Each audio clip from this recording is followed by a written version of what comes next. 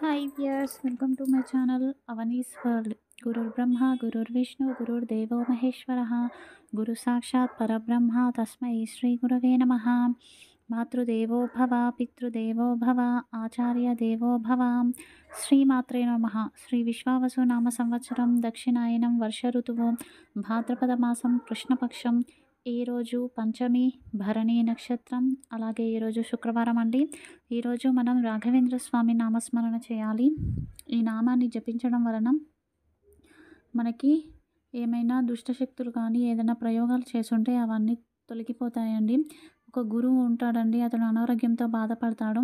ఇక తను భరించలేక తన గురువు గారిని పిలిపించుకుంటాడు. అప్పుడు ఆ గురువు వచ్చి అతని తలపై చెయ్యి పెట్టి, నువ్వు ఎక్కడికైనా బయటికి వెళ్ళావా అని అడిగితే, ఈ 3 రోజులలో బయటికి వెళ్ళావా అంటే ఈ ప్లేస్లకు వెళ్ళాను అనగానే అతన్ని తీసుకొని మంత్రాలయం తీసుకెళ్ళి నదిలో స్నానం చేపించి తడి బట్టలతో మంత్రాలయం చుట్టూ ప్రదక్షిణ చేపిస్తాడండి గుడిలో.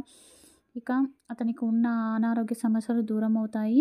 సో అక్కడికి ఏదైనా మీకు ఇబ్బందులు ఉంటే, ఆరోగ్యం బాగోలేకపోయినా, ఏదైనా ప్రయోగాలు చేసినట్టుగా ఉంటే ఖచ్చితంగా మీరు మంత్రాలయ దర్శనం చేయండి. అక్కడ బృందావనంలో ఉన్న సాలగ్రామాలు, లక్ష్మీ నరసింహస్వామి, హనుమాన్ దేవుళ్ళ యొక్క శక్తులు అతీతంగా ఉంటాయండి అధికంగా.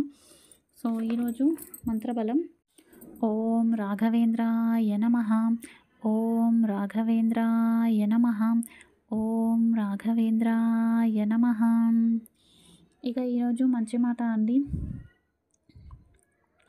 ఇక మనకి పితృవులు తలపై చేయి పెట్టి ఆశీర్వదిస్తూ ఉంటారు. మన పెద్దలు ఎప్పుడైతే వారు జీవించి ఉన్నారో అప్పుడు మనం వారు ఆశీర్వదిస్తూ ఉంటారు.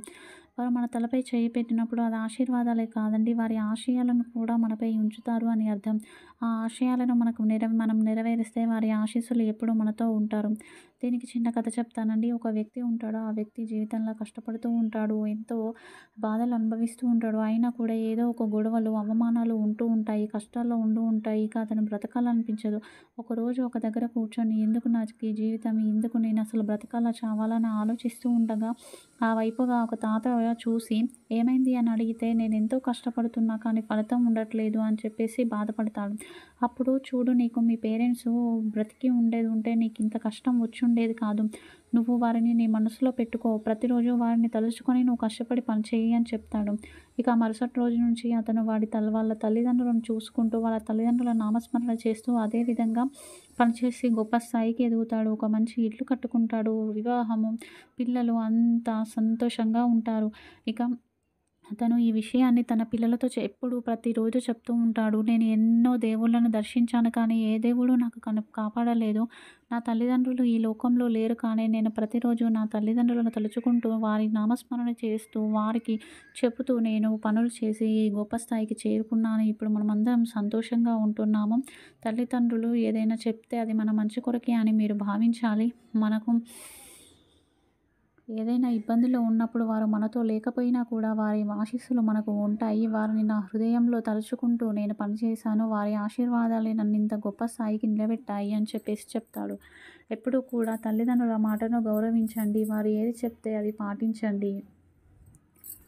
ఇక ఈరోజు తారాబలం భరణి నక్షత్రం అండి. ఈరోజు అశ్విని మఖ మూల నక్షత్రం వారికి సంపత్తార, భరణి పూర్వాషాఢ నక్షత్రం వారికి జన్మతార, కృతిక ఉత్తరాషాఢ నక్షత్రం వారికి పరమిత్రతార, రోహిణి హస్త శ్రవణ నక్షత్రం వారికి మిత్రతార, మృగశిర చిత్త ధనిష్ట నక్షత్రం వారికి నైదనతార, ఆరుద్ర స్వాతి శతభిష నక్షత్రం వారికి సాధకతార, పునర్వసు విశాఖ పూర్వభద్ర నక్షత్రం వారికి ప్రత్యక్తార, పుష్యమి అనురాధ ఉత్తరాభద్ర నక్షత్రం వారికి క్షేమతార, ఆశ్లేష జ్యేష్ఠ రేవతి నక్షత్రం వారికి విపత్తార. ఇక ఈరోజు వాస్తు అండి. చాలామంది చెప్తూ ఉంటారు, ఇంట్లో మేము ఎంత కష్టపడ్డా కూడా మా ఇంట్లో కోట్లు సంపాదించిన ధనం నిలవట్లేదు అని చెప్పేసి. అలాంటప్పుడు ఏం చేయాలంటే ఒక రాగి చెంబులో నీళ్లు పోసి ఈశాన్యంలో ఉంచండి. అలా ఉంచితే మనకి ధనాకర్షణ అనేది ఉంటుంది. అలాగే ప్రతిరోజు ఉదయం స్నానం చేయగానే ఆ నీటిని ఒక చెట్టులో పోసి మళ్ళీ నీరు పెట్టి ఉంచండి. ఎక్కువగా డబ్బు ఉండట్లేదు అంటే ఉత్తర నైరుతి దిశలో వాస్తు దోషం ఉంది అండి. అలాంటివి తగ్గించుకోనికి శ్రీవాస్తు యంత్రాన్ని పెట్టుకోండి. ఉదయం పూజ అండి. రేపు ఆంజనేయ స్వామి గుడికి వెళ్ళి 9 ప్రదక్షిణలు చేస్తే సంకల్పం అనేది నెరవేరుతుంది అండి. శని దోషాలు దూరం అవుతాయి. అదేవిధంగా ఉద్యోగం లేని వారికి ఉద్యోగం వస్తుంది. ఒకవేళ గుడికి వెళ్ళడం కుదరని వాళ్ళు ఇంట్లోనే తూర్పు దిశలో కూర్చొని కాషాయ వస్త్రాలు ధరించి హనుమాన్ చాలీసా పారాయణ చేసి ఒక కొబ్బరికాయను కొట్టండి. ఈరోజు యోగక్షేమం అండి. ఎవరికైతే ఇంట్లో గొడవలు అవుతూ ఉంటాయో, అలాగే ఎవరిపైనైనా నిందారోపణలు లాంటివి ఉంటే అవి తొలగిపోవడానికి ఈరోజు సాయంత్రం గోమాత దర్శనం చేయండి. అదేవిధంగా సాయంత్రం అమ్మవారి ముందు నెయ్యి దీపాన్ని వెలిగించి కుంకుమార్చన చేసి ఎర్రని పూలతోని పూజించండి. తదుపరి దేవి ఖడ్గమాలను పారాయణ చేయండి. పూజ అనంతరం ఆ కుంకుమార్చన చేసిన కుంకుమను నుదిటిన ధరించండి. ఇలా చేయడం వలన మనకు నిందలు దూరమవుతాయి.